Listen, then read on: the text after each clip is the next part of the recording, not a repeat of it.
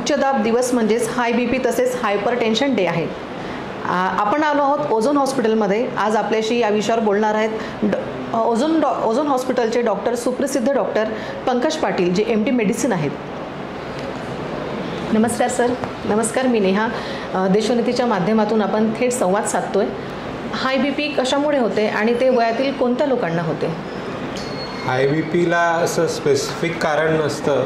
Usually हे hereditary राहू शकतं आणि दुसरं it is a lifestyle disease. म्हणजे आपली जी लाईफस्टाईल झाली आहे, जे सेडेंटरी लाईफस्टाईल, बसून राहणे, मोबाईलवर TV पाहणे आणि फिजिकल ॲक्टिव्हिटी कमी झाली, शुगर इंटेक वाढलेला आहे, फास्ट फूड वाढलेलं आहे, ऑइली फूड वाढलेलं आहे, हे सगळ्या गोष्टी कारणीभूत आहे हायपरटेन्शनसाठी. आपण आधी ज्यावेळेस 15 वर्ष आधी जर आपण चेक करायचो तर युजली ब्लड प्रेशर जे आहे ते 40च्या वरती लोकांना आढळायचं. पण आजकाल आता आपण वय आहे ते कमी कमी होत चाललं आहे.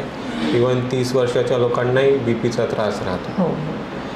काही BPमध्ये एक 10% लोक असतात ज्याच्यासाठी काही स्पेसिफिक कारण असतात, जे काही स्पेसिफिक आजार असतात ज्याच्यामुळे ब्लड प्रेशर वाढतं. अदरवाईज 90% पेशंटला काही असं स्पेसिफिक कारण नसतं. युजली हे लाईफस्टाईलच मेन कारण आणि हेरिडिटरी. बरोबर. आणि वयोवृद्ध तर झालेच, पण तरुण पिढींना सुद्धा ह्याचा त्रास उद्भवतोय.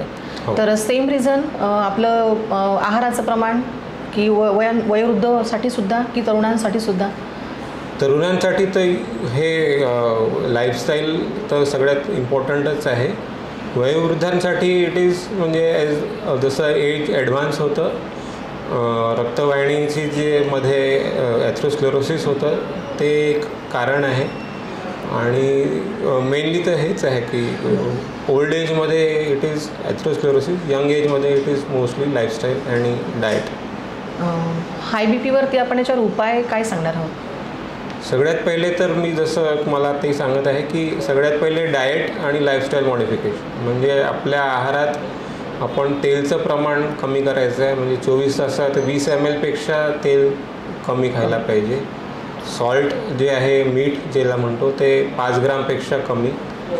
रोज ॲटलिस्ट 1 तास तरी फिजिकल ॲक्टिव्हिटी काहीतरी करायला पाहिजे, जे तुम्हाला आवडते. सायकल, स्विमिंग, रनिंग, जिम, जे तुम्हाला आवडतं. ॲटलिस्ट 1 तास, पाऊण तास ते 1 तास तरी फिजिकल ॲक्टिव्हिटी करायला पाहिजे. शुगरचं इंटेक एकदम बंद केलं तरी चालेल. मैदा नाही खायचा जास्ती व्हेजिटेबल्स, फ्रूट्स हे आहारात असायला पाहिजे. पाणी भरपूर प्यायला पाहिजे. आणि आठवड्यातून एकदा तरी फास्टिंग करायला पाहिजे, जी आपल्याला म्हणजे आपल्या संस्कृतीमध्ये आहे की फास्टिंग जी आहे तर ते at least once a week fasting करायला पाहिजे. It helps lot. हायपरटेन्शन पण सुद्धा असं असते, तर त्याला तर आता मर्यादाच राहिली नाही. लहान मुलांपासून ते तरुण पिढींपर्यंत हायपरटेन्शन खूप जास्ती वाढलं आहे. आणि याचे लक्षणं काय सांगू शकतात सर आपण? हायपरटेन्शनचे लक्षणं म्हणजे ॲक्च्युली हा एक सायलेंट डिसऑर्डर आहे. जोपर्यंत तुम्ही मेजर करणार नाही बरेचदा लक्षात येत नाही की पेशंटला ब्लड प्रेशर वाढलेलं आहे. पण काही पेशंटला याचे सिम्पटम्स राहतात, जसं की डोकंदुखी, चक्कर येणे, चालल्यावर दम लागणे, कधी कधी पायांवर सूजन येणे, ह्या कॉमन सिम्पटम्स पेशंटला राहू शकतात. याचे प्रमुख लक्षणे हेच जे सांगितलं आता की पेशंटला चक्कर येऊ शकते, डोकं दुखते आणि पायांवर सूजन येणं, दम लागणं.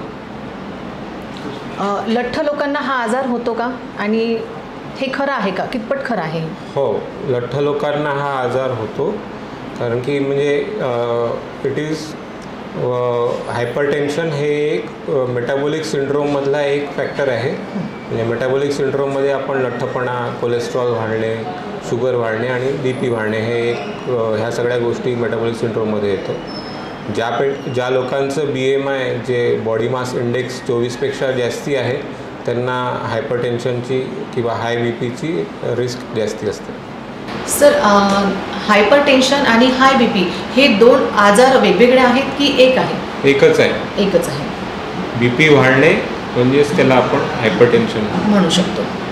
अतिशय महत्त्वाची 2 लक्षणं जे होते हायपर बी पी आणि हाय बी पी आणि हायपर टेन्शन, हे आपण आज ओझोनचे सुप्रसिद्ध डॉक्टर पंकज पाटील यांच्याकडनं खूप अतिशय सुबक माहिती जाणून घेतलेली आहे. आणि सरांनी जे बोलले आहे की रोजच्या आपल्या जीवनशैलीमध्ये आहार महत्त्वाचा आहे, तेलाचं प्रमाण कमी असावं, परत नियमित तुमचा व्यायाम असावा आणि स्वस्थ खा आणि स्वस्थ राहा.